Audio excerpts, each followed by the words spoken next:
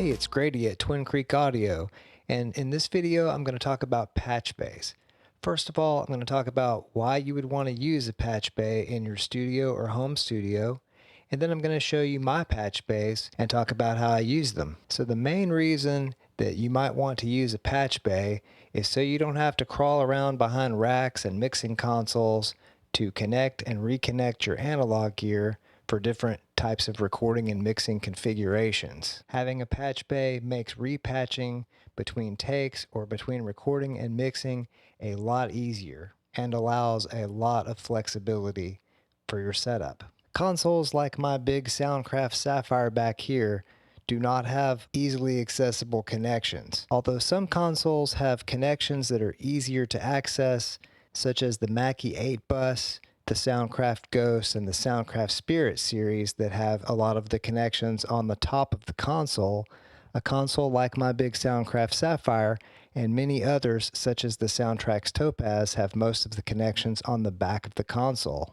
So by using a patch bay, I can bring those connections that are on the back of a lot of consoles to a more easily accessible location.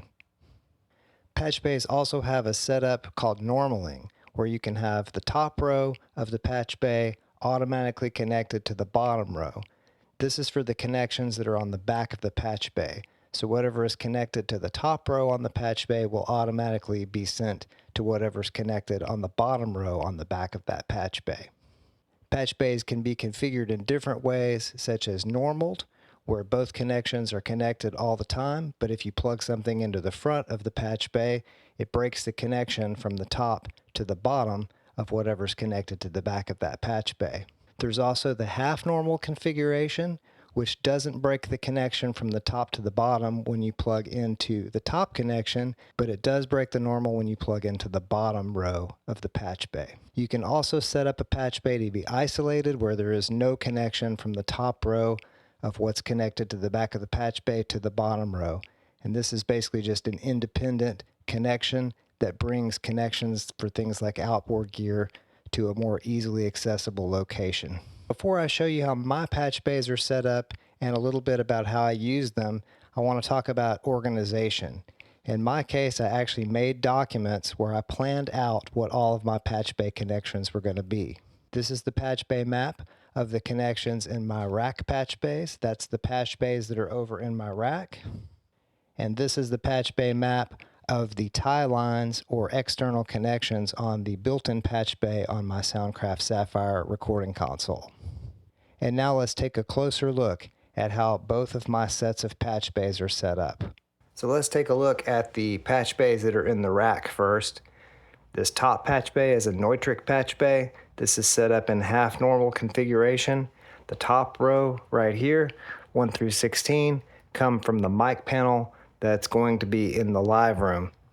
And then 17 through 24 there are not connected to anything yet.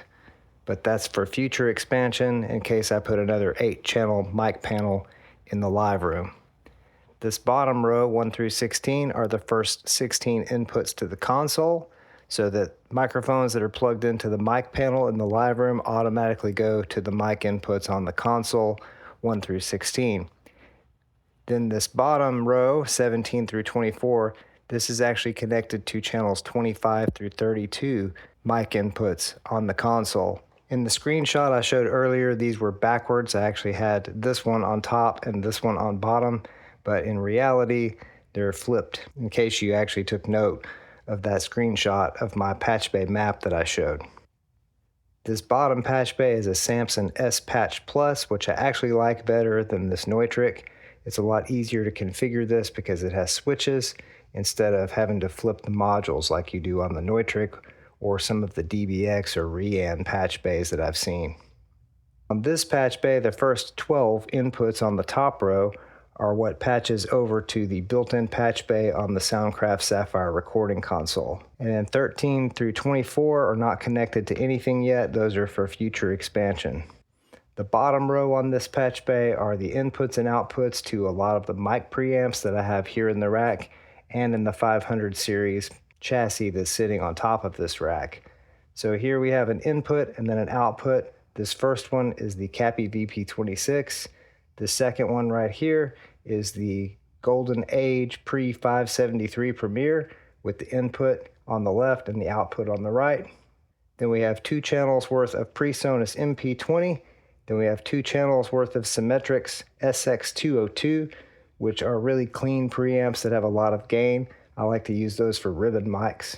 Then next I have 2 channels of Telex RTS preamps, which are really cool preamps that were designed for broadcasts, but they have a little optical limiter and they have Bayer input transformers.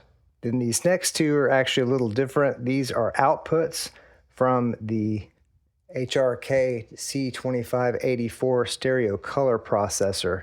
So these are the outputs of my color modules, and the inputs to those are actually on the front of the module, and they're also 1/4 inch, so I didn't really need to add those to the patch bay. And again, this last group is not connected to anything that's for future expansion. So these 2 patch bays here in the rack are mostly set up for mic preamps, and then I have these 12 tie lines over to the console patch bay because that's where the inputs and outputs to the tape machine and the digital audio interfaces are. That means I can patch from the mic panel to an input of a mic preamp, and then out of that mic preamp to one of these 12 tie lines over to the big patch bay, where I can patch it to the input of the tape machine or an audio interface. So this row of jacks right here is what allows me to integrate this rack with the built-in patch bay. And the reason I did that is just a space consideration, because on the other end of the console I have the Otari MX70 16-track 1-inch tape machine, so there just wasn't room to put this rack over there on that side of the console. So I just tied the 2 patch bays together with these 12 jacks right here, and then another 12 over on the patch bay, which we'll see here in just a second when we look at the built-in patch bay on the console. Now we're going to take a look at the patch bay that's built into my Soundcraft Sapphire recording console. This patch bay is different because it has TT, tiny telephone, or Bantam style connections rather than 1/4 inch. First we have the stock patch bay connections that link to all the different patch points in the console. We'll take a look at channel 27 as an example because all of these are the same. First of all, we have a line input, we have an insert send and an insert return, then we have the output of the channel, then here we have a tape send and a tape return, and then a monitor in. Because this console is an inline console, the monitor fader is the big fader, and then the channel fader is the small fader. So in this case, the line in would be going to the small fader, and the monitor in would be going to the big fader. Although on this console you can swap those. Got a fader reverse right here for that. Over here at the top, on this side of the patch bay, we have group inserts. We have parallel, which basically just lets you clone a signal. So I can plug an output of something into one of these and then have 3 more connections to that. They also call this a mult on some consoles. It can be an input or an output, but that's what these parallel connections are. Then we have group inserts here and here for all 8 subgroups on the console. We have aux outs, and each of these also has an input, so you can connect an auxiliary source to the input of the auxiliary send. There's an oscillator output. There are a couple of phase patch points that change the phase of whatever you plug into them. Then you have the main mix, which has a pair of inserts for left and right, the mix outs in +4 or -10. Then you have some 2-track connections for 2-track A and 2-track B. Each one of those has a send and a return, and they're stereo. Then you have monitor connections on the patch bay. You have an output and an input for main monitors or the alternate monitors. And then you have fold back, which normally would be like your headphone send, and you have an output and an input from fold back left and right. Then you have the inputs to the stereo channels, stereo 1A, stereo 1B, stereo 2A, stereo 2B, and so on and so forth. Connections down here on this console, they call these tie lines, but basically this is where you connect things like outboard gear. These top 4 rows don't have anything connected to them because I don't have the snakes to plug into the back of the console for these. So we'll start with this. The top row that does have connections say to rack patch. These are the 12 connections that go over to the 1/4 inch patch bays in the rack.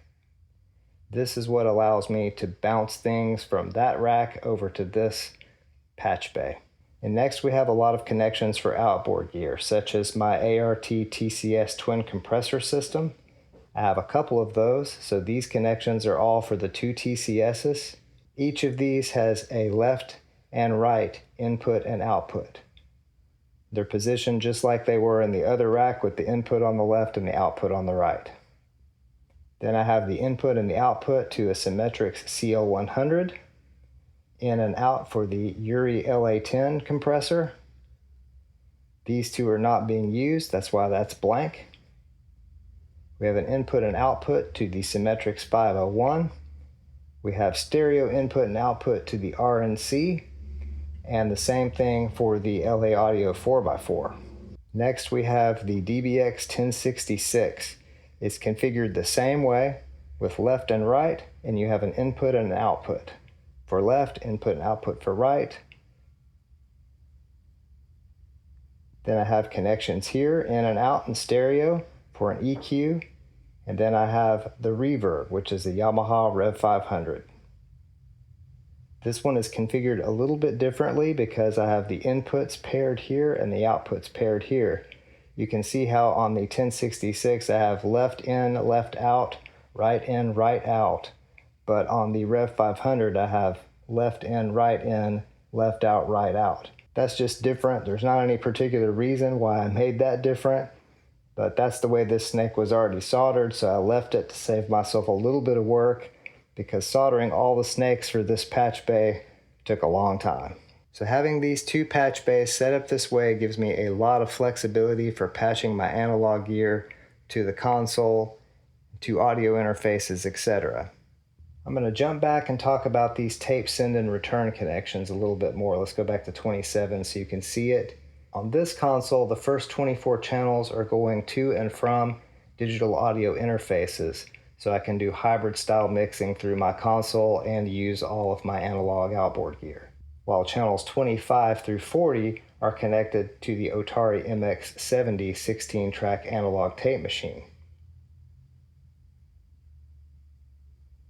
If I didn't have all these channels on the console, I could have set up patch points to the tape machine or the digital system over here and just repatch depending on which recording device I wanted to use.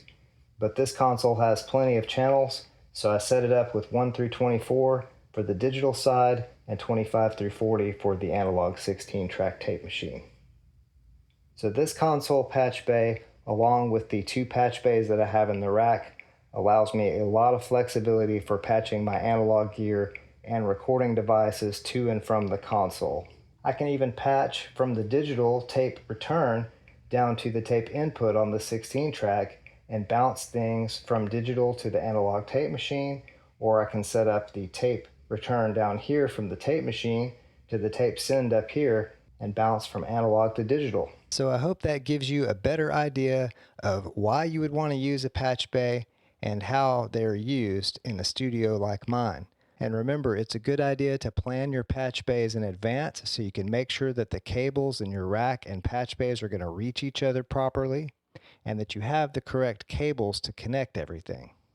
There are a lot of different things you can do with a patch bay, and that's especially true if you plan it out and think about it ahead of time before you start connecting things. Well, I hope you found this video interesting and useful, and I want to say thank you to all of my subscribers and everyone that watches my videos here on the Twin Creek Audio YouTube channel. You can help this channel out by liking this video and subscribing to the Twin Creek Audio YouTube channel if you have not done so already. You can also check my website at twincreekaudio.com. I have a page there with audio products that contain some Amazon affiliate links, and all of that goes to help support this channel so I can keep making these types of videos for you. Until next time, I hope everyone out there has an excellent and wonderful day, night, evening, weekend, weekday, hour, minute, second, nanosecond, whatever it is you're having. Have a good one. Thanks so much for watching.